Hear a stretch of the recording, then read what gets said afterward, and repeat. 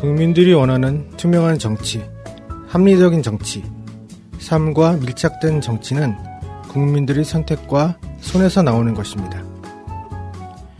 민주주의자 고 김근태 의원이 하신 말씀으로 오늘 처음을 시작해보았습니다. 또 촌철살인과 직설의 대가이자 현 국회 사무총장이신 유인태 전 의원도 김근태 전 의원과 함께 도봉구의 대표적인 정치인이시죠. 오늘은 이 두 거인의 길을 열심히 쫓아가시는 분을 모시고 이야기를 나눠보도록 하겠습니다.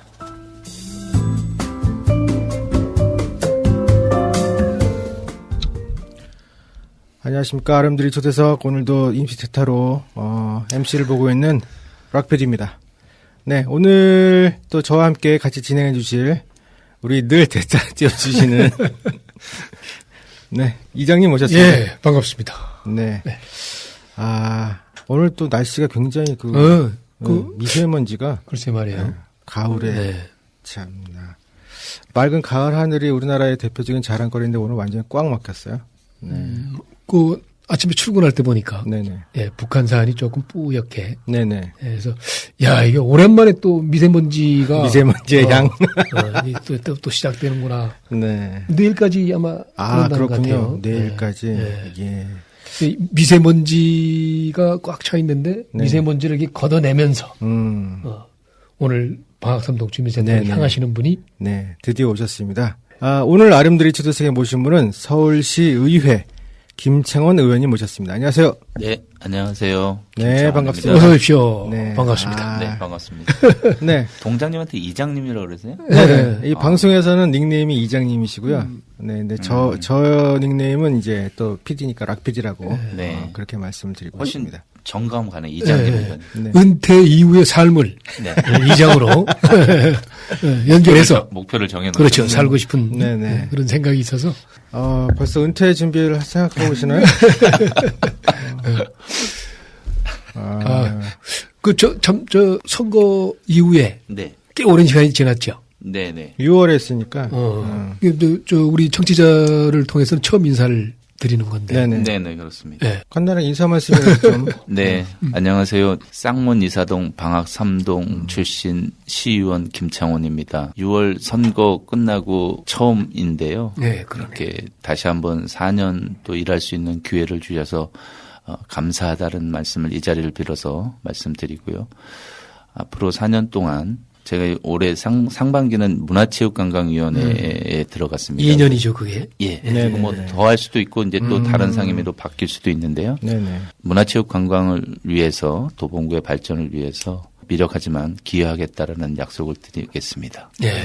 고맙습니다. 예, 그 선거 기간에 나는 역시 그 젊으신 분이라 그랬는지 그 왜 캐릭터 인형 캐릭터 맞아. 지금 얼굴을 뵈니까 그 잘 만들었어요. 네. 진짜 그 캐릭터 혼자 하셨죠? 지금 도봉구에서. 다른 분들 하신 거 그런 거 적용하는 데가 잘 없죠. 다른 지역도 잘 없죠. 이야. 난 그거 처음 보는 것 같아. 네네. 근데 어떤 분이 만들었는지 기가 막히게 똑같이 만들었어. 그죠? 젊은 당원이 아이디어를 줘서요. 또 이렇게 정치인들이 별로 인기가 별로 없잖아요. 그래서 그 캐릭터 인기를 좀 빌어서 이렇게 해보려고 만들었습니다. 결과적으로 성공한 케이스가 아닌가. 네, 이제 선거권이 20세부터 있잖아요. 이 초등학교까지 있었으면 제가 훨씬 더 많이. 그렇죠. 학교 앞에 가면 아주 인기 독차지했었습니다. 또 우리 쌍문 사동 같은 경우는 둘리하고도 연계가 되는 거고. 네, 맞아요. 둘리랑 캐릭터 손잡고 찍었으면. 글쎄 말이에요. 재밌었겠다. 네, 둘리 뮤지엄 가서도 같이 가서 그 캐릭터랑 같이 이렇게 있으면 아주 주민분들이, 구민분들이 아주 좋아해 주셨습니다. 하여간 캐릭터가 굉장히 이렇게. 정감 있고. 친근감 있고 말이죠. 네, 그랬던 것 같아요. 그것도 다 다니실 수 없으니까. 그럼요. 그러니까, 저기 뭐지? 이런 게 굿 아이디어였습니다. 그런 아이디어로. 그리고 오픈카도 하시지 않으셨어요? 오픈카. 네, 그렇습니다. 오픈카도 하시고. 기존에 이제 유세차라고 하는 건데요. 유세차들을 이렇게 좀 트럭 개조해서 보통 다니는데. 네네. 근데 저는 오픈카로 해서 조금 젊은 이미지를 좀 주고 싶었습니다. 네네. 그런 아이디어가 지역구. 그렇죠. 그냥 뭐 선거하면 뭐 일반 늘 상상이 떠오르는 그런 느낌이 아니었고 좀 이렇게 새롭고 아주 신박한 그런 느낌이었던 것 같아요. 저희 지역에 이제 당원분들이 젊은 분들이 되게 많이 늘어났어요. 제가 그렇구나. 이제 정치에 이제 한 15년 됐는데요. 그 전에는 제가 제일 막내였거든요. 그렇죠. 근데 지금은 뭐 20대, 30대, 40대 이런 분들이 한 1년 반 전에요. 많이 들어왔어요. 네, 많이 들어왔어요. 그래서 지금은 그런 분들이 한 50%. 정말로? 네, 바람직한 현상이네요. 네, 당원 뭐 오래된 분들이 50% 이렇게 해서 젊은 분들이 이제 그런 아이디어를 많이 내주시는 거예요. 이렇게 좀 바꿔보자. 정치의 어떤 이런 패러다임도 지역 어떤 정치 활동도 좀 바꿔보자 이래가지고 그런 좋은 아이디어들을 많이 내주세요. 네. 그럼 지금 도봉구 더불어민주당은 굉장히 젊은. 네, 굉장히 우리 당 전체가 굉장히 젊어졌고요. 그래서 그분들이 이제 뭐 온라인 당원이라고도 하는데요. 온라인을 통해서 당원을 가입하신 분들이에요. 옛날에는 이렇게 왜 페이퍼로 다 써서 입당원서를 냈잖아요. 온라인 당원들이 생기면서 말 그대로 청년들의 활동들이 되게 늘어나서요. 청년위원회 활동이 활성화되어 있습니다. 네, 그러시군요. 네, 그래서 일단은 저희가 우리 또 김창호 의원을 잘 모르실까봐 선거 때만 얼핏 보시고 잘 모르실까봐 제가 조금 이렇게 조사를 해봤어요. 그랬더니 올해 50 되셨군요. 젊지 않으신데. 근데 외관은 40, 10년은 포장을 하고 다니시는 것 같은데. 네. 근데도 뭐 발음이 부담스럽네요. 네, 그렇다고 뭐가 상했다 이런 느낌 아니고요. 네, 50라는 느낌이죠. 네, 그렇습니다. 네, 제일 처음에는 국회의원 유인태 입법 보좌역으로 정치에 입문하시고, 그다음에 서울시 의회에 새정치민주연합 원내 부대표를 하셨다가 제9대 10대 서울시 의원으로 당선되셨습니다. 그래서 뭐 벌써 2015년 행정사무감사 우수의원상, 또 2016년 지방의원 매니페스토 약속대상 수상, 또 2017년에는 제4회 우수의정대상 수상까지 하셨어요. 그러니까 굉장히 의정활동을 아주 충실하게 또 그렇죠. 밀도 있게 하셨다고 벌써 여기 뭐 수상에 다 나와 있고요. 공무원들이 힘들었겠구나. 네, 그렇죠. 그래서 상 받는다고 뭐 열심히 하는 건 아니에요. 그래도 뭐 열심히 안 한 분 상 주시겠습니까? 서울시의회 문화체육관광위원회 위원, 또 서울시의회 보건복지위원회 부위원장, 그다음에 서울시의회 정책연구위원회 위원, 그리고 이제 서울시의회 문화체육관광위원회 위원장을 하고 계시는 네. 아주 이제 서울시 의회에서 아주 쟁쟁한 핵심적인 역할을 특히 이제 문화, 그렇죠. 또 체육, 관광, 네네. 저희 방학 3동하고 방학 3동이 그렇죠. 지향해야 될 아주 그냥 궁합이 잘 맞는. 네네. 뭐 앞으로 뭐 삶의 질이나 이런 것들에서 문화체육관광이 뭐 제일 중요한 부분이니까. 그렇죠. 네. 이 부분을 완전히 주도하고 계시는 방학 3동이 아주 굉장히 큰 앞으로 활약이 더욱 기대가 되고 혹시 뭐 갑자기 이제 뜬금없이 여기가 이제 방학 3동이니까 방학 3동을 위해서 어떤 나름 계획을 가지고 있는 게 있는지 그 얘기는 그 뒤에 할 거거든요. 그래요? 미리 갑자기 들어와가지고 그렇습니다.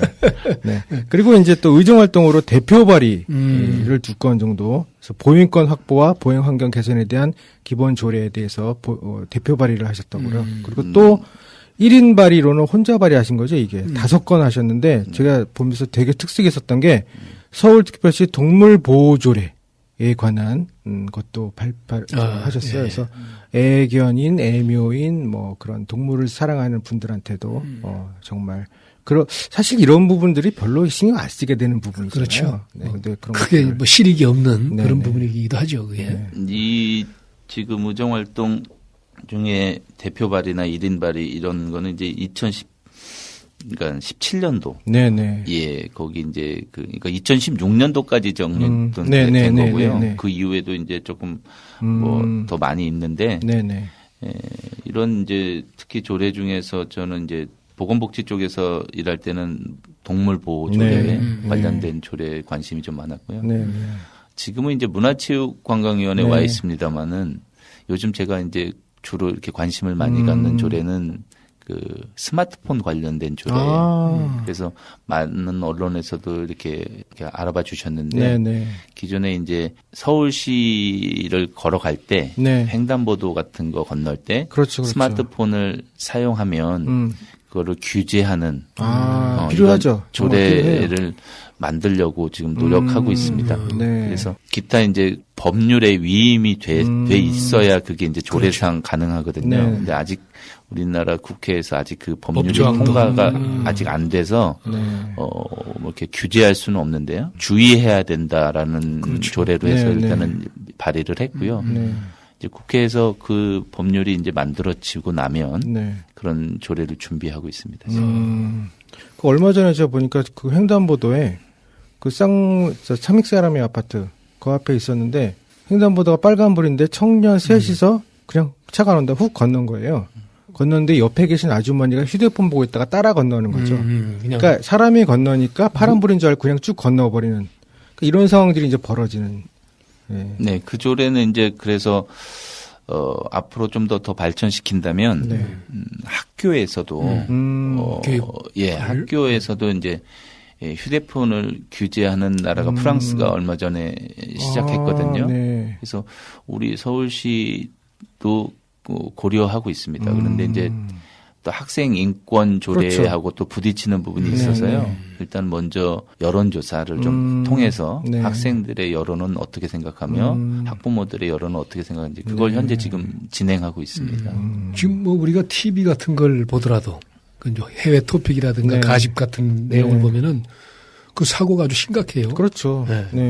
뭐 사망 사고까지 뭐 미제하게 일어날 정도로. 그리고 뭐 제가 이제 제 개인적으로 봤을 때는 너무 과잉이지 않나 싶은 거예요. 이렇게 가족들 간에 밥 먹을 때도 그렇고 그럼요. 식당 같은 데 가서 보면 아이들이 먼저 먹고 핸드폰 보고 있고 엄마 아빠는 밥 먹고 있고 막 그러잖아요. 아이들과 부모들이 굉장히 좀 단절돼 보이고 이런 것들이 그런 스마트폰의 과잉이지 않을까. 그래서 이런 경각심을 좀 일으키자라는 취지가 더 강한 겁니다. 규제하고 뭐 과태료 부과하고 이런 것보다는. 그런 것들이 필요하죠. 뭐 아이들 뭐 아무리 울어도 엄마가 이렇게 저렇게 해보다가 안 되잖아요. 스마트폰 탁 맡겨서 뭐 해주면 그냥 뭐 한 방에 해결돼 버리니까. 요즘 그렇군요. 이런 문화가. 이게 이제 사실 거기에 대한 어떤 그 의식이 없어요. 맞아요. 그런 게 참 문제이기도 하고. 그리고 너무 학생들이 이렇게 스마트폰을 너무 많이 보면 시력에도 안 좋고요. 맞아요. 저희도 그렇잖아요. 척추 쪽도 계속 뭘 이렇게 보고 있고 나면 막 눈이 뻑뻑하고 아프잖아요. 너무 스마트폰 많이 사용하는 것 같아요. 그래서 그런 것 경각심이 분명히 필요하죠. 네, 그렇습니다. 네, 그럼 이제 본격적으로 우리 의원님하고 좀 이야기를 나눠봐야 될 텐데 사실은 이제 뭐 우리 이야기할 때 보면 제일 처음에 스타트를 어떻게 하셨는지 도봉구와 인연을 맺게 된 계기 또는 뭐 정치를 시작하기 시작한 계기는 뭐 어떤 것이 있을까요? 네네네. 저는 도봉구에서 지금 44년째 살고 있습니다. 오, 도봉구에서 막 거의 평생을 보내셨네요. 네네. 이렇게 7살 때 이제 올라왔는데요. 그냥 아버지 손 붙들고 아버지가 저기 전라북도 남원에서 사셨는데 춘향이 고래 계셨죠. 거기서 이제 사업하시다가 망해가지고요. 손잡고 올라온 지가 벌써 44년 됐습니다. 그 정치는 이제 유인태 의원님이 도봉을 지역위원회 위원장님이셨잖아요. 저는 이제 거기서 처음에 이제 정치를 시작하게 됐습니다. 원래 전에는 이제 노사모 출신이고요. 저는 노무현 대통령이 자발적으로 이제 대통령 만들기 단체에서 처음 정치 활동에 이제 첫 발을 딛게 되고요.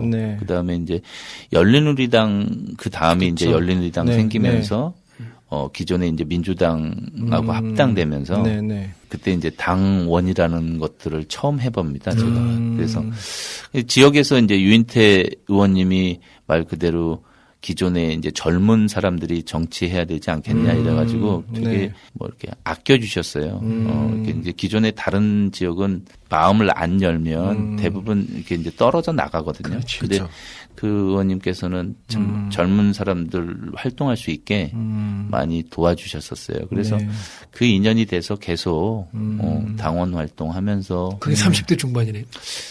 그렇습니다. 30대. 그때는 근데 이제 결혼을 제가 그때 해서요. 아이들도 어려서 이렇게 전업해서 정치를 할 수는 없을 것 같고요. 직장생활 하면서. 네, 직장생활 하면서 또 제가 뭐 조그만 마루 사업 했었거든요. 마루 사업도 하면서 그렇게 한 11년, 12년 그렇게 이제 지났던 것 같습니다.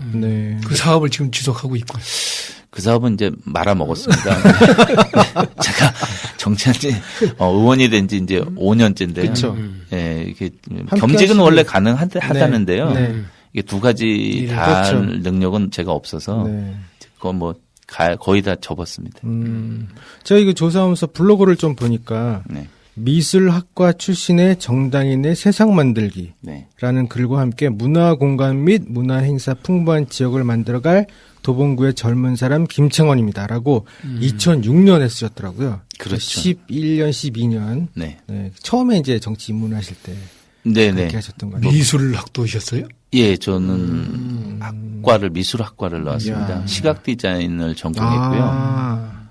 그러다가 광고 쪽 공부를 좀 했었거든요. 그러다 이제 기획 쪽 일도 좀 하게 되고 광고 기획 일도 하고 이러다가 뭐 이제 기존에 그림 그리는 거랑은 전혀 좀 달라지더라고요. 이 기획이라는 게 그렇죠. 페이퍼를 이렇게 의도하는 글을 쓰는 뭐 이런 거라.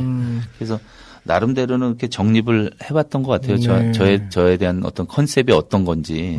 그래서 지금도 뭐 사람들이 이렇게 기억하기로는 미술학과 출신의 미술학도 출신의 정치인이 별로 없잖아요. 쉽지 않죠. 잘 기억해 주시는 것 같아서 뭐 가끔 쓰고 있습니다.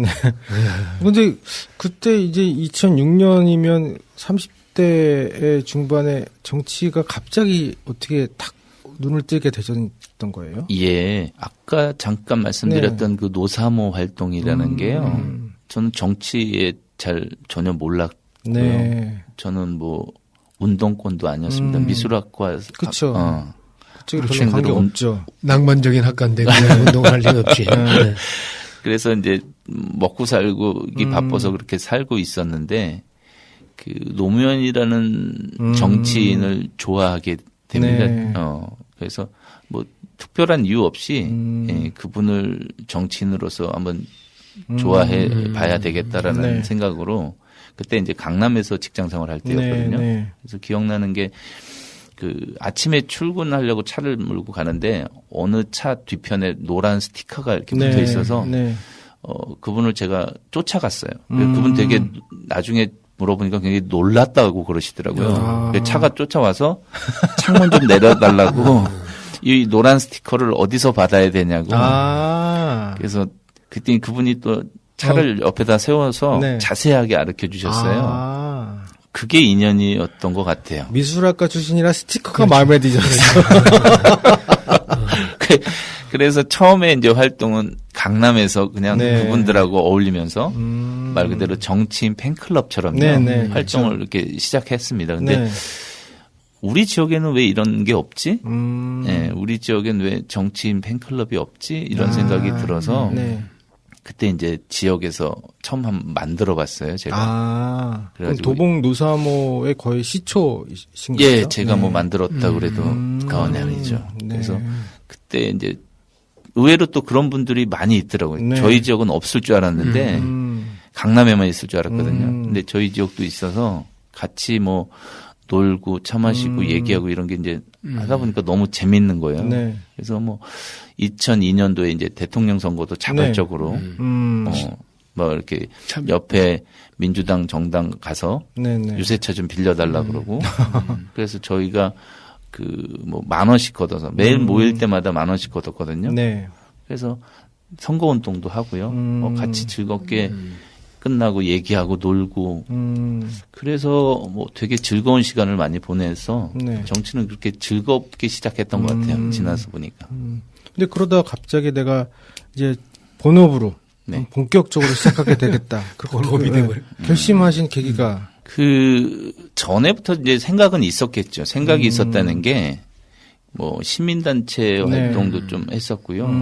뭐 그렇게 이제 정치에 직접적으로 관련된 단체도 만들고 그랬던 게 마음속 한쪽 구석에는 뭔가 이렇게 정책을 만들고 정책을 입안하고 이런 것들이 좀 세상을 바꾸기에 빠르겠다는 생각이 든 거예요. 그러니까 뭐 봉사자나 아니면 시민 활동하는 분들보다는 직접적으로 참여해서 뛰어들어서 이런 것들을 활동을 하는 게 훨씬 빠르겠구나라는 생각이 들은 거예요. 그 노사모 활동을 하면서.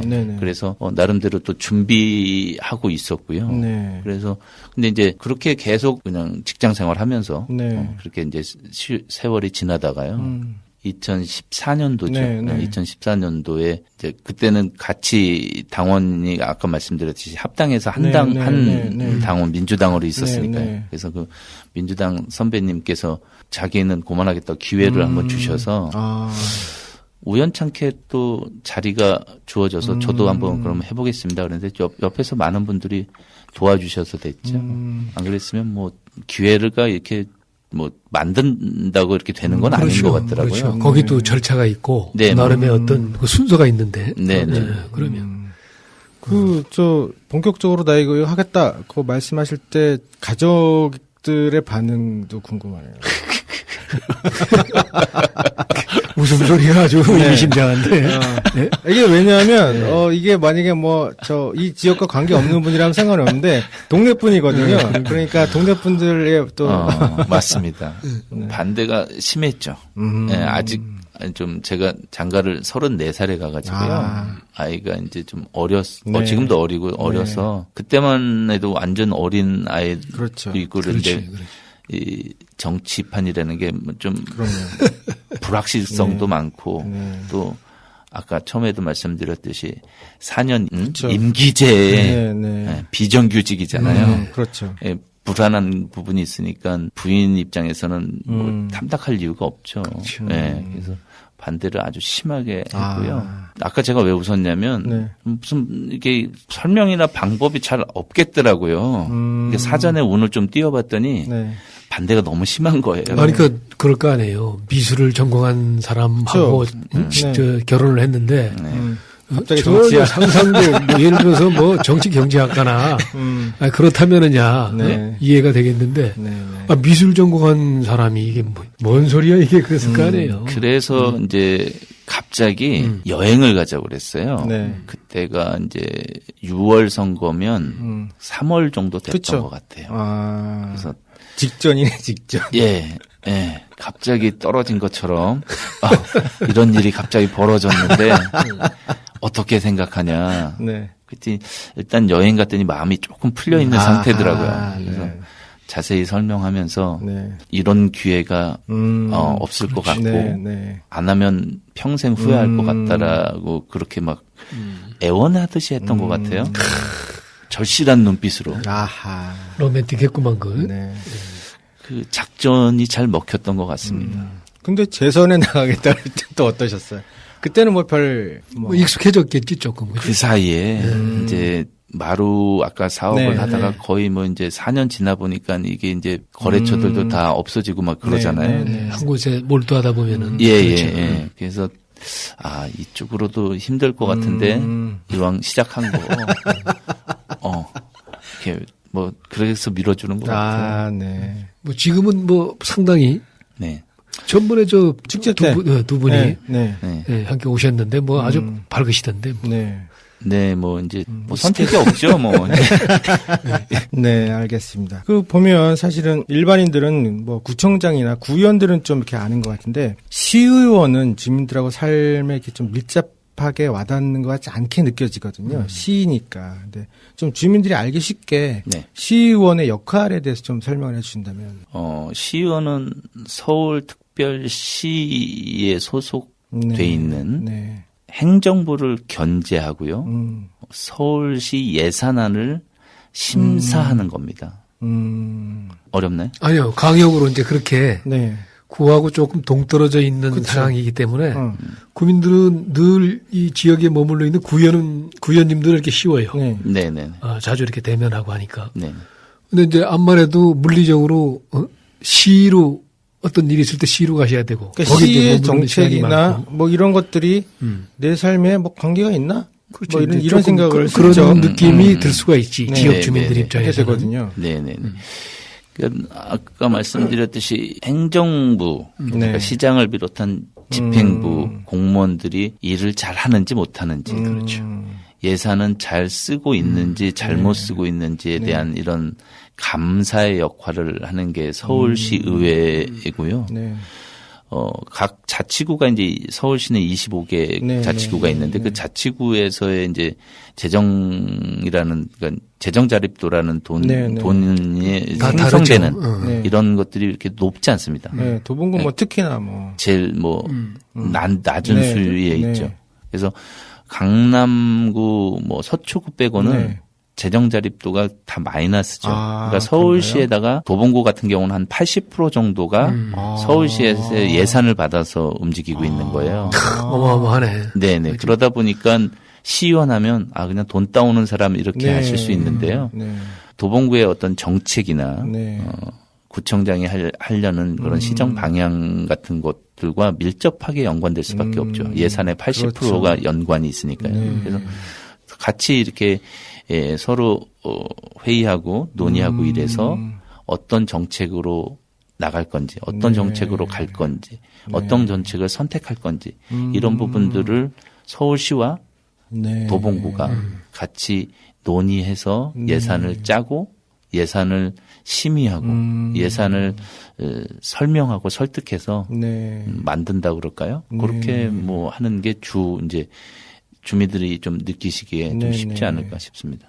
우리 의원님이 별 생각이 없으시면 도봉구는 아무것도 못하는 상황. 그러니까 말씀은 지금 말씀 자체를 들어보면은 상당히 규모가 큰. 네. 어떻게 보면 뭐 도봉구 올해 예산이 4천억인가 5천억 정도 되지 않나요? 네, 5,400억이라 그러고요. 네. 그러면 뭐 서울시 거의 한 예산은 30조예요. 30조. 숫자만의 의미가 있는 뭐 네. 감당되지 않는. 그래서 이게 이제 교육청까지 하게 되면 네. 40조의 이제 예산을 만지게 되는 게 서울시 의회고요. 네.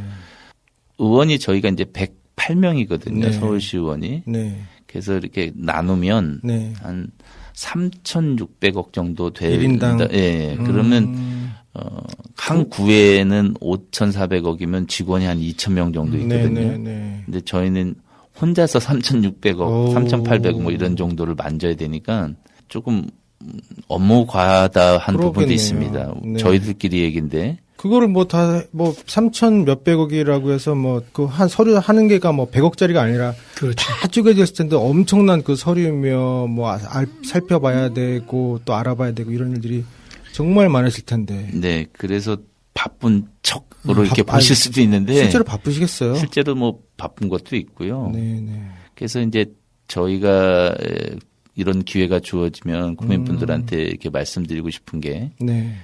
국회의원은 이제 7명 그리고 인턴까지 하면 9명 네, 그 정도 되죠. 그렇게 이렇게 역할을 해주시는 분들이 있는데 저희는 이제 아직 한 명도 없어요. 정말로요? 네네. 그리고 이제 만든다는 게 이제 그런 자기를 도와줄 만한 사람을 만들고 싶은데 행정부에서 중앙행정부에서 네. 반대해요. 왜 반대를 하지? 뭐 여러 가지 이유가 있는 것 같은데요. 일단은 뭐 이런 자원봉사다. 국회와 뭐 구분되고 또 이렇게 지방자치가 이렇게 좀 커지는 게 별로 이렇게 그 국회 입장에서는 네네네네. 그래서 실질적으로 이렇게 보좌할 수 있는 역할들이 있으면 훨씬 양질의 어떤 그러겠네. 정책과 양질의 감사를 할 수 있을 것 같다는 주장을 저희는 하는 거고요. 이제 국민분들이나 시민분들이 느끼기에도 저 그렇죠. 사람들이 제대로 일하려면 일할 수 있는 어떤 구조가 돼야 된다라는 것들을 이런 기회를 빌어서 설명 좀 드리고 그럴 필요가 있을 것 같습니다. 그런 얘기들을 이렇게 자주 드려야 될 것 같습니다. 이제 뭐 뭐 조금 좀 차가운 얘기로 네. 그런 것들이 이제 그 정치에 대한 혐오 같은 거. 그렇죠. 네, 그런 걸로 인해서 오해 아닌 오해를 또 받고. 네. 그런 거는 앞으로 이제 숙제 같은 거예요. 네.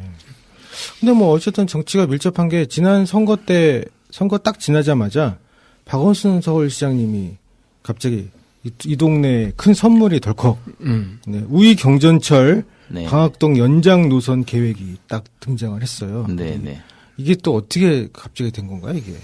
올해 이제 6월 선거 때 네네. 대표 네, 공약을 했는데요. 그래서 이제 앞으로 이 일 때문에 되게 더 바쁘겠거니 이렇게 생각을 계획까지 짜놨었습니다. 네네. 그래서 이제 시위에 들어가면 특별위원회를 구성해서 이렇게 시장을 좀 압박도 하고 그래서 저희 지역에 가장 급한 그렇죠. 사안이잖아요. 이게 결정난 지가 벌써 한 10년 됐거든요. 네네. 근데 뭐 이게 이제 생전에 이게 들어오나 마나. 민자 사업이다 보니까 그러니까 민간 기업이 붙지 않으면 사업 자체가 추진이 안 되는 거예요.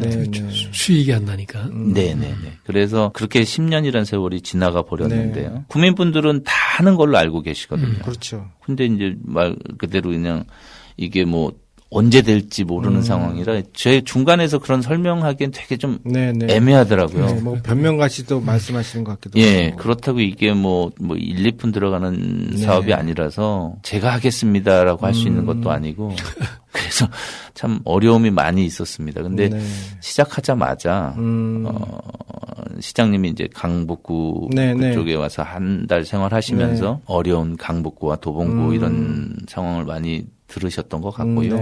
그리고 이 노력은 벌써 4년 전부터 계속 시에도 강하게 요청하고 그랬었는데 시장님이 많이 한 달 생활에 많이 이렇게 느끼신 게 많으신가 봐요. 강남북의 차이, 격차 같은 것에 대해서. 특히 우리 지역 같은 경우는 이제 교통의 문제가 좀 심각하죠, 아주. 그리고 이렇게 발전되지 못한 가장 큰 요인이 교통, 그리고 뭐 도시계획 뭐 이런 거잖아요. 근데 다행스럽게 어떻게 빠른 시간 안에 결정을 해주셔서 그러니까 이 재정 사업으로 하겠다는 건 서울시 예산 가지고 하겠다는 거거든요. 그럼 바로 이제 추진할 수 있습니다. 그래서 제가 이제 이번에 재선이 돼서 시작하면서 큰 선물을 받고 시작하는 그런 느낌입니다. 아, 한결 짐을 덜으셨어요. 네. 자동 공약 이행되셨잖아요. 이야. 그게 다 정성이 또 받쳐야. 그럼요. 이게 뭐 그냥 뭐 시장이 혼자 살아보니까 그렇게 됐네 이게 아니라 그동안 수없이 많은 이야기들과 또 압박들과 이런 것들이 있으셨던 것 같아요. 그래서 이제 시장님이 살아보니까 확실하구나. 그래서 이제 딱 와닿게 된 것 같습니다. 안전띠 매셨어요? 당연히 앞좌석은 매셨을 테죠. 그런데 뒷좌석도 매셨나요? 경찰청장 민감령입니다. 안전띠를 매지 않고 교통사고가 나면 사망 위험이 75%나 증가하게 됩니다. 2018년 9월 28일부터 모든 도로에서 전 좌석 안전띠 착용이 의무화되었습니다. 생명과 직결되는 안전띠, 이제는 모두 착용해 주시기 바랍니다. 이젠 전좌석 안전띠. 6살 미만 아이가 함께 탔다면 카시트 이용은 필수. 이 캠페인은 경찰청, 손해보험협회가 함께합니다. 이제 서울 재선으로 서울시 의원이 되셨는데 뭐 하나는 자동 공약 이행하셨으니까 이번 임기 동안에 중점적으로 도봉구 발전을 위해서 해보고 싶은 일이 있으시다면 혹시 어떤 것이 있을까요? 저희 지역은 특히 제 지역구는 함석헌 기념관으로 해서 튤립 뮤지엄으로 해서 연산군묘 그다음에 간송고택 그렇게 쭉 이어지는 문화벨트가 있다고 그래도 맞을 것 같아요. 그런 좀 스토리가 있는 문화벨트를 좀 구성을 할 예정이고요.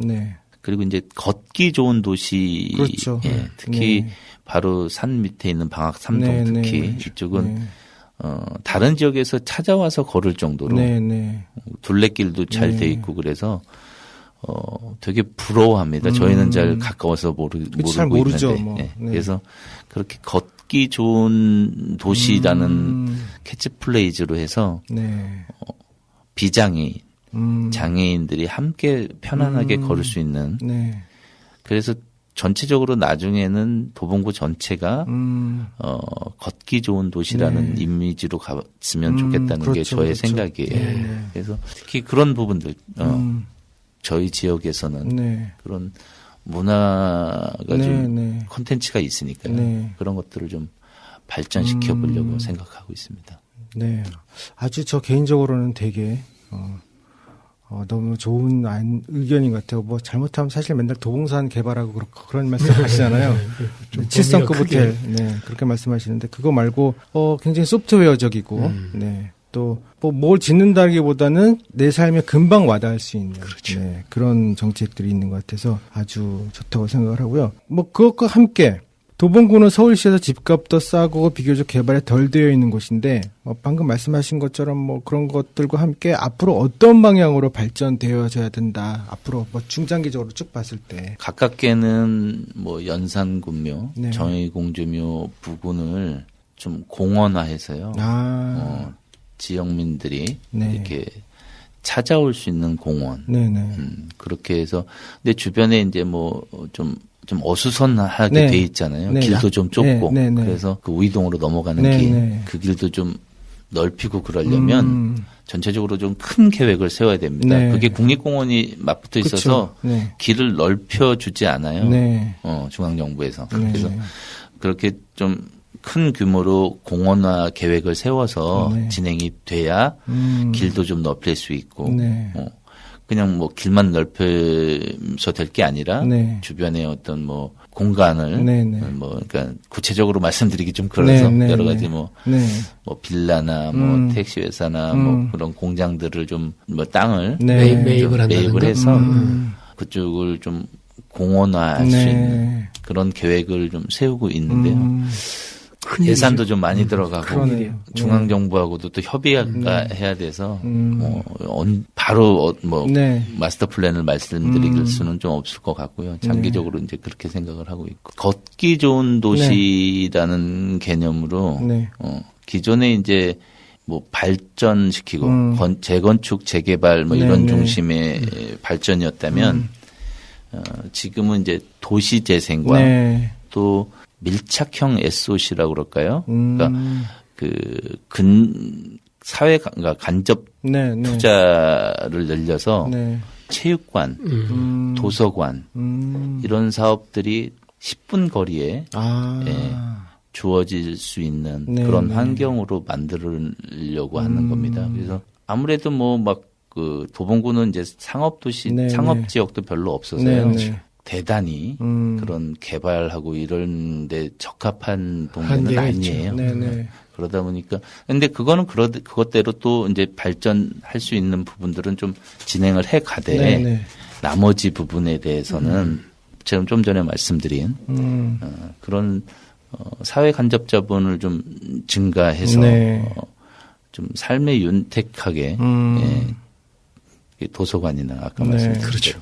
그런 체육 시설 이런 것들을 좀 늘려서 삶에 좀 편안함을 좀 줄 수 네. 있는 그런 계획을 우리 생각하고 있습니다. 김창헌 의원님 그 지역구는 그 지금 말씀하신 대로 안정된 주거 지역으로서의 어떤 그 포지션이 필요한 것 같아요. 뭐 도서관이라든가 체육시설이라든가 네네. 대부분이 아파트 지역이잖아요. 그렇죠. 네네. 그리고 좀 부족한 것도 사실입니다. 네. 기존에 이제 방학삼동에 뭐 항마을 도서관 그게 네. 이제 시립 도서관으로 네, 하나 네, 있는데 네. 가까이에 이제 옛날에는 그 공동주택, 아파트 주택에 조그만 도서관들이 네. 있었었는데 지금은 이제 그런 것들이 뭐 유명무실해요. 네, 문 점점 닫은 데도 없어지죠. 뭐 다 네. 많고 주민분들이 그렇게 운영하는 게 쉽지 않거든요. 그렇죠. 그래서 가까이에 그렇게 구체적인 계획을 그 현실적일 말씀드리기 좀 것 같아요. 그렇고 근데 계획이 뭐 짜져 있습니다 지금. 그래요? 방학삼동, 쌍문 이동 이쪽에 네. 뭐 도서관 그리고 체육관은 저희가 이제 여기 방학삼동에 초등학교 네. 체육관밖에 있죠. 없잖아요. 네, 네, 어떻게 보면. 그렇죠. 근데 그거는 신학초등학교도 있긴 있는데 네, 학교에 네, 이제 네. 뭐 네. 소속돼 있는 거고. 체육관이다 보니까 그래서 따로 체육관을 한 2개 정도 계획을 하고 있고요. 네. 그랬을 때 이제 체육 활동하시는 분들하고 주민분들하고의 어떤 뭐 민원의 어떤 갈등의 소지도 있기 때문에 조정을 또 하셔야 되고 그런 조정을 통해서 진행하려고 생각하고 있습니다. 지금 뭐 정부에서도 좀 작은 SOC 그렇죠. 뭐 정책 방향이잖아요. 네, 중앙 정부에서도 그 라인을 잘 타셨어요. 그러니까 제가 뭐 이렇게 첫 시작이 숟가락 얹으면 되는 것들이 잘 맞는 것 같아요. 아니, 그래도 원래 뭐 추구하신 부분들이 그런 부분이시니까 잘 맞아가. 그러니까 뭐 해안이 있으신 거지. 서울시 행정하고 중앙정부 행정하고 제가 하려는 행정하고 이렇게 잘 맞아서 말 그대로 이렇게 좀 쉽게 숟가락을 얹을 수 있을 것 같습니다. 아니 근데 어쨌든 뭐 그 계획하시고 하시는 것대로 하게 되면 뭐 서울 우리 동네는 금방 삶의 질이 확 높은 동네가 될 것 같아요. 네.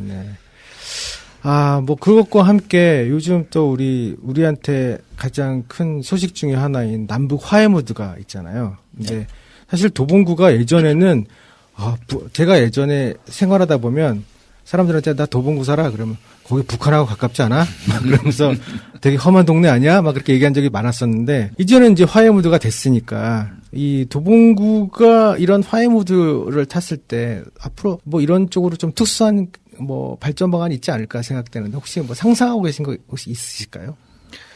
도봉구는 예전에 어떤 그런 이미지는 변두리, 시골, 배드타운. 잠만 자고 생활은 도심에 가서 하고 그런 이미지였다면요. 지금은 이제 통일 시대를 준비하는 관문 도시의 이미지가 생길 수 있을 것 같습니다. 그래서 거리상도 인접돼 있는 그런 도시로서 그리고 또 서울을 대표하는 관문 도시로서 역할을 충분히 할 수 있을 것 같고요. 제가 이제 지금 맡고 있는 문화체육 관광위원회는 특히 이제 정부의 주도의 어떤 평화 라인, 그 추진 플로어를 일단 민간이 먼저 해야 된다고 생각하거든요. 자연스럽게 좀 왕래하고 그런 민간의 영역에서 할 수 있는 게 제일 좋은 게 문화체육이잖아요. 그렇죠. 그래서 문화인들, 체육인들이 북한하고 같이 먼저 교류할 수 있는 그런 환경을 좀 만들어야 되지 않을까. 정치인의 한 사람으로서 그런 환경을 만들어줘서 일단 민간 교류가 좀 활성화되고 나서 그다음에 이제 정치인들이 뭐 북한에 가서 뭐 평양냉면을 먹던 아니면 뭐 도시 교류를 하던 뭐 정치인들이 참 할 게 많죠. 근데 조금 순서를 좀 양보해야 될 것 같아요. 그럼 굉장히 뭐 와닿는 그런 생각인데 그것도 숟가락이 그냥 저절로 돼 있는 거네. 지금 뭐 올림픽 또 32년도에 같이 또 남북이 같이 한다 그러지. 뭐 건건이 다 그러네 이거. 근데 이제 가장 먼저 추진될 수 있을 것 같아요. 이 문화체육 쪽이. 핑퐁 외교가 그죠? 그래서 냉전을 갖다 풀어냈듯이. 그러면 진짜 북한에서 만약에 뭐 K-팝 이런 게 막 알려지면 북한 젊은이들이 여기 아레나 공연장 와가지고 막 보고 그러겠는데요, 진짜? 그런 아주 도봉구가 완전 평화 시대에 딱 적합한 그런 그렇죠. 말 그대로 간문이죠. 그런 가게 역할을 아레나 공연장이나 또 이제 우리 그 도봉동에 있는 뭐 그런 시설들이 다 해낼 수 있겠죠. 아레나 공연장 얘기가 나와서 그런데요. 다른 지역의 의원님들은 좀 걱정을 하시더라고요. 그런 변두리에다가 대형 2만석 규모의 체육관, 아레나를 졌을 때 수요가 있겠냐, 뭐 이런 걱정들을 하시더라고요. 뭐 몇 년 전부터 해오던 얘기지. 그렇죠. 근데 인천공항에서 외곽순환도로 오면 1시간이잖아요. 1시간 안 걸리거든요. 우리 동네가. 접근성도 좋고요. 이제 그런 간접 기반이 좀 필요하긴 하죠. 뭐 호텔이라든지. 그래서 그런 뭐 가깝게 이제 뭐 호텔, 모텔 뭐 이런 것들이 조금 생길 수 있을 것 같고요. 그래서 단순히 그냥 공연만 보고 이렇게 빠져나갈 게 아니라 우리 지역에서 먹고 자고 할 수 있는 그런 인프라까지 같이 구성돼야 될 것 같고 그렇게 된다고 하면 충분히 뭐 대한민국 대표적인 그러겠네요. 아레나로서 네. 자리 잡을 수 있을 것 같습니다. 그게 뭐 지금 그렇게들 말씀하시는 그런 부분들이 저희들 강북 시민들 입장에서는 상당히 불쾌한 얘기들이에요. 계속 이제 빈익빈 부익부가 되는 거야. 네. 네. 그러니까 이 발상의 전환. 네. 예를 들어서 강북에 그런 아레나 공연장이 있었을 때 강북 발전이 어떻게 도모될 것인가. 네, 네. 그죠? 그런 것들이 같이 이렇게 돼야 되는데 네. 뭐 늘 그 틀에 있는 그렇죠. 얘기. 그 몇십 년 전은 아니고 그 아레나 공연장 시작할 때 그 네. 지금부터 얘기가 돼 왔던 건데 네. 그게 지금 해결이 하나하나 지금 돼가고 있잖아요. 네, 그렇습니다. 그리고 강남북 균형 발전이라는 그래요. 이런 명목하에 뭐 이렇게 막 정해져 있거나 네. 뭐 틀에 짜여져 있는 뭐 그런 것보다는 실질적으로 국민분들이 느낀 네. 서울특별 시민들이 느껴지는 것 중에 대표적인 게 이런 문화공간이거든요. 그렇죠. 네. 문화공간의 차이는 엄청 크잖아요. 네, 우리는 뭐 저 소공연장 뭐 이런 플랫폼 60일 네, 네, 이 네. 정도밖에 없잖아요. 네. 그래서 박원순 시장님한테도 제가 공식적인 자리에서 말씀드렸는데 문화공간을 강북 쪽에 만들어야지 이게 말 그대로 뭐 재정적인 뭐 네. 강남북 균형 발전도 있겠지만은 피부적으로 느끼는 그런 부분들을 말씀드렸어요. 네. 그래서 아까도 잠깐 말씀드렸지만 그 30일 생활하시면서 정치적 영감을 얻었다고 하실 정도로 그래서 저도 구체적으로 예를 들어서 클래식홀 같은 경우 그렇죠.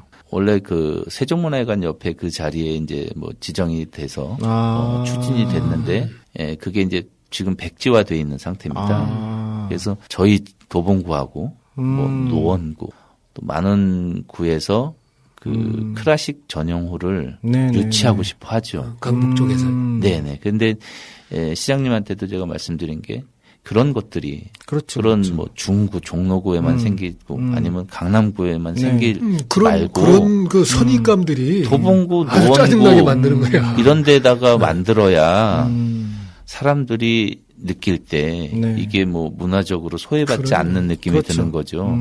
그런 것들을 제가 뭐 강력하게 가져오겠습니다. 이렇게 말씀을 못 드리겠지만 가져가십시오. 네. 가져와 주세요. 제발. 가져올 수 있도록 노력하고 있고 노력하겠다라는 네, 네. 약속을 드려야 될 것 같아요. 어제 JTBC에서 강남 K-팝 그 도로 네. 막아놓고 하는 거 보셨어요? TV에? 못 그게 봤어요. 창동에서 일어난다고 생각해 보세요. 얼마나 가슴 그렇죠. 떨리냐고. 맞습니다. 예. 네. 저 K-팝 뭐 그게 왜 강남에서만 있어야 되는 네, 말이지. 얼마 전에 다큐 3일 거기 네. 보니까 우리나라 방송 음악 방송이 외국 나가서 공연하는 게 있더라고요. 네. 근데 보니까 유럽 같은 데는 거기서 한 도시에서 공연한다 그러면 유럽 각 나라에서 오더라고요. 그러니까. 사람들이 나라에서 와서 밤새고 텐트 치고 자고 줄 서고 막 이러면서까지 하는데 이제 그런 케이팝 공연장이나 아니면 문화예술적인 이런 클래식홀 같은 것들이 이 우리 도봉구에 생겨지면 아마 도봉구 주민들의 자부심이 엄청나게 올라갈 거예요. 인프라가 예를 들어서 네. 창동에 만들어지고 아까 의원님께서 말씀하셨던 환경이라든가 뭐 그쵸, 호텔이라든가 호텔, 이런 게 숙박. 그 아마 창동 외곽 지역 방학동이 포함될 겁니다. 이러면 여기가 또 다 같이 달라지는 거예요. 그렇죠. 네. 창동만 변하는 게 아니라 같이 발전되는 거고요. 예. 그래서 창동은 서울을 대표하는 음악 도시로서의 그렇죠. 뭐 케이팝 전용 네네. 아레나홀 네.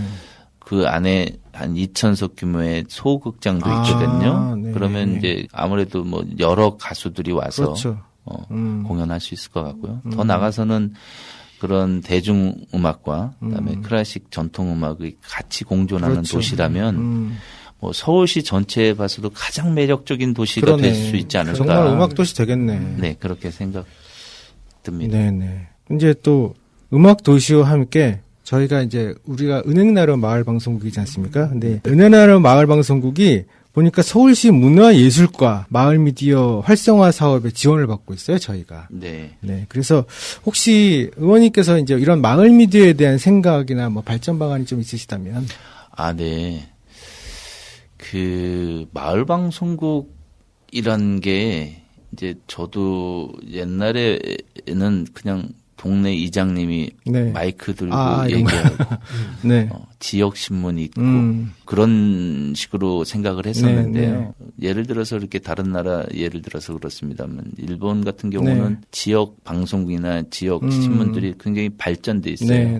그 지역 특성에 맞는 미디어라고 할 수 있는 거예요. 그 지역의 지진 같은 것들이 일어났을 때의 대처 방안이 그렇죠. 그냥 노멀한 게 아니라 특성이 있을 수 있잖아요. 그런 것들이 아주 잘 돼 있더라고요. 제가 지금 10대인데 9대 이제 전반기 때 문화체육관광위원으로 활동할 때 저희 지역의 마을 방송국 이런 것들에 대해서 여기 이장님 계신데 보이지 않게 많이 도와드리려고 했고 그게 이제 서울시에서도 그 방향을 지원하고 있습니다. 감사하게 생각하고 있습니다. 그래서 앞으로도 이제 매체가 굉장히 다양해졌잖아요. 지금은 이렇게 인터넷 기반으로 해서 많은 매체들을 통해서 아주 밀착된 미디어, 지역 방송, 지역 미디어가 생길 수 있기 때문에 그런 부분들이 발전할 수 있는 방향들을 조금 고민하고 있고요.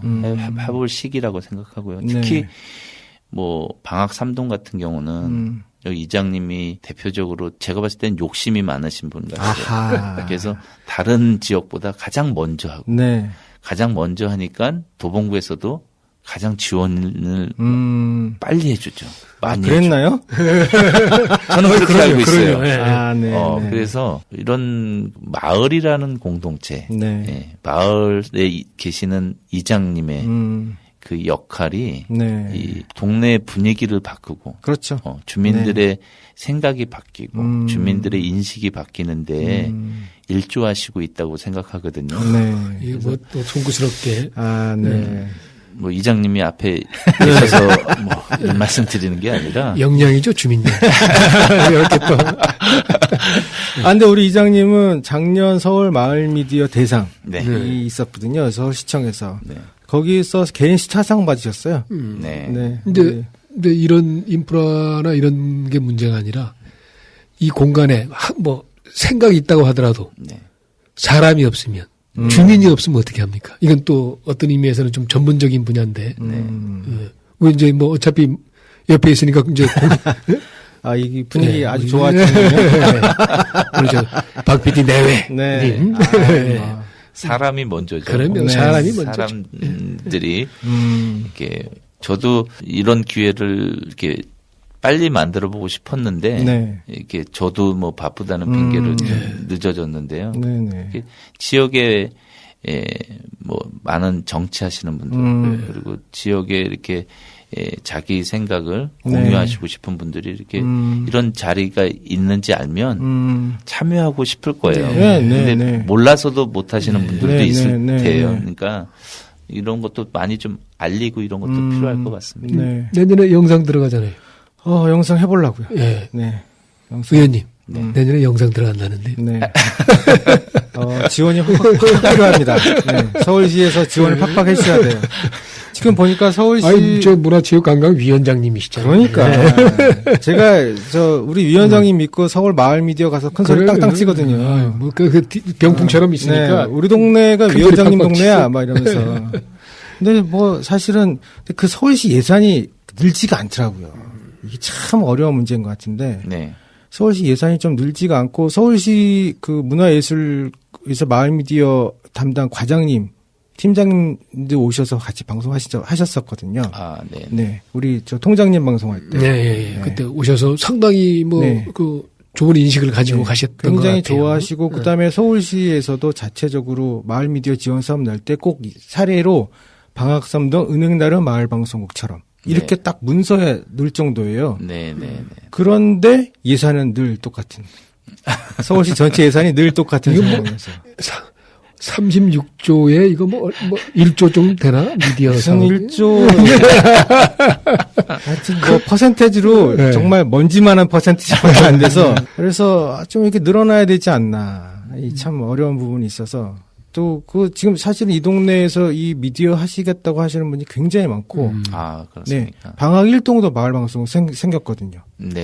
그런데다가 이제 이렇게 저희 은행나라 마을방송이 딱 생기니까 지역에 계시는 분들이 굉장히 많이 문의가 와요. 우리도 방송할 수 있느냐 또는 뭐 이런 방송 만들려 그러면 어떻게 해야 되느냐. 근데 저희가 그렇게 지역분인가요? 뭐 아까 일본 말씀하셨는데 네. 일본서도 오시고. 네, 일본에 2번 오셨죠. 인도네시아. 중국도 오셨잖아요. 네, 중국도 오시고. 네. 얼마 있다간 또 뭐 11개국? 예. 11개국에서 또 방문한다고 하고. 네. 그러니까 엄청나게 많이 사람들이 관심을 갖는데 저희들이 이제 시작해보세요라고 말씀을 드리지만 그분들이 그러니까 지원받을 수 있는 뭐 그런 부분들이 너무 작아서 사실 저희도 좀 죄송한 부분들이 있거든요. 근데 이 부분을 좀 우리 위원장님이 오늘 이 말씀 하시려고 위원장님 모신 것 같은데. 방송에다 모습 확 바꿔보려고.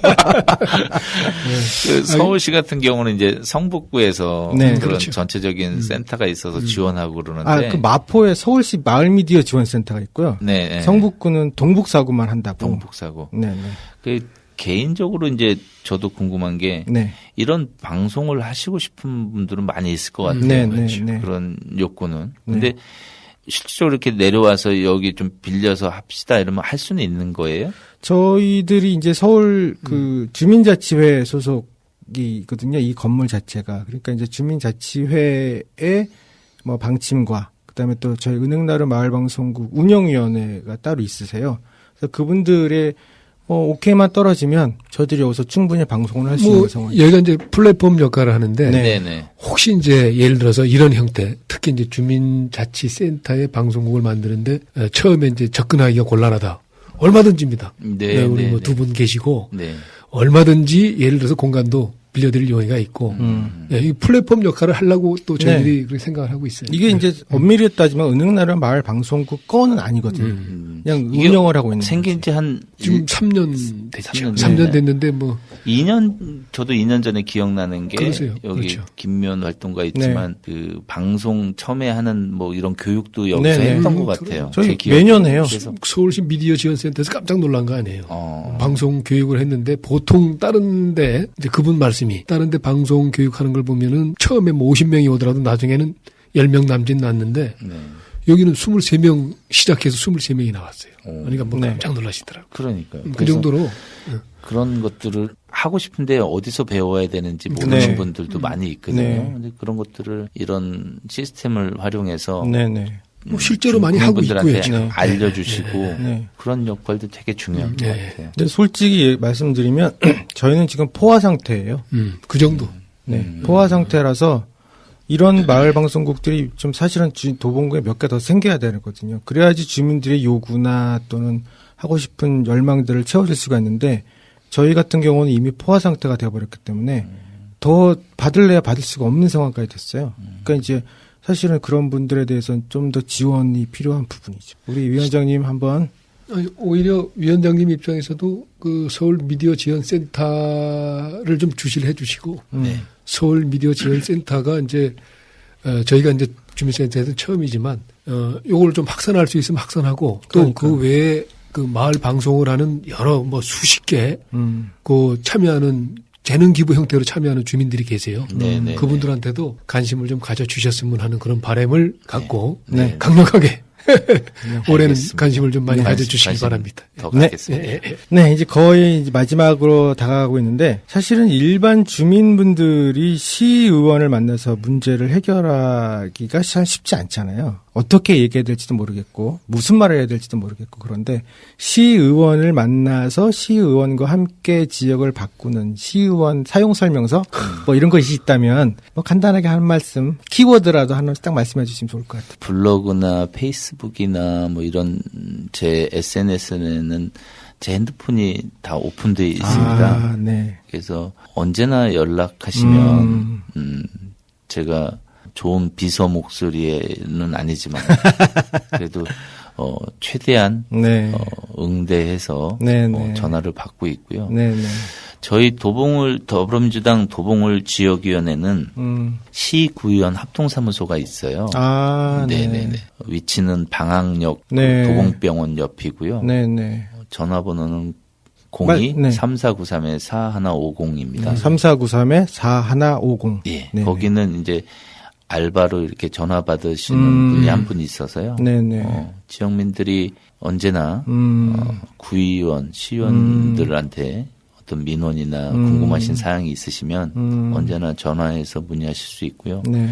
저희 지역위원회에서는 이제 작년까지는 둘째, 넷째 주 토요일을 민원의 날이라서 11시부터 1시까지 진행했었습니다. 네. 그래서 네. 올해도 그 기조는 뭐 변함 없을 것 같아요. 그래서 저희가 뭐 알릴 수 있는 이런 것들이 좀 많지 못해서 뭐 현수막 이런 것들을 통해서 이렇게 알렸는데 잘 몰라서도 이렇게 접근할 수 있는 성이 좀 떨어지는데요. 저희는 토요일 날 둘째, 넷째 토요일 날 11시부터 1시까지는 민원의 날이라고 그래서 지정을 해서 주민분들을 좀 만나보고 있고요. 앞으로는 찾아가는 뭐 민원 이런 것도 준비 중입니다. 그래서 이렇게 뭐 저희 찾아가는 동주민센터처럼 이렇게 오시라는 게 아니라 저희가 찾아가서 저 작년에도 이렇게 그 삼익세라믹 사거리 그쪽에 또 한번 저희가 이렇게 파라솔 치고요. 뭐 당원분들도 모집한 적 있는 것처럼 찾아가서 뭐 민원 같은 것들을 어떻게 접수받을 수 있을지 그런 것들도 좀 고민하고 있습니다. 네. 항상 열려 있고 또 반기는 그런 정치인들이 마을에 있다는 게 참 주민 입장에서는 참 복이죠. 네. 이제 마지막으로 앞으로 계획이 있으시다든지 아니면 지역 주민들한테 전하는 말씀 있으시면. 네, 오늘 뭐 이런 자리를 마련해 주셔서 감사드리고요. 네. 앞으로도 또 불러주시면 네네. 자주 나와서요. 네. 지역민들과 이렇게 소통할 수 있는 정치인 되고 싶습니다. 그래서 좀 전에도 말씀드렸지만 지역민들하고 이렇게 친밀감 있게 지내보려고 하는데요. 뭐 정치인들이라고 다 이렇게 뭐 뿔 달리고 이런 거 아니니까 편안하게 만날 수 있는 정치인이 되고 싶습니다. 네, 아유 감사합니다. 이렇게 또 바쁘신데 나와주셔서 감사드리고 내년이 더욱 기대되죠. 네, 이장님도 오늘 고생하셨습니다. 네, 네, 반갑습니다. 감사합니다. 네, 고맙습니다. 네.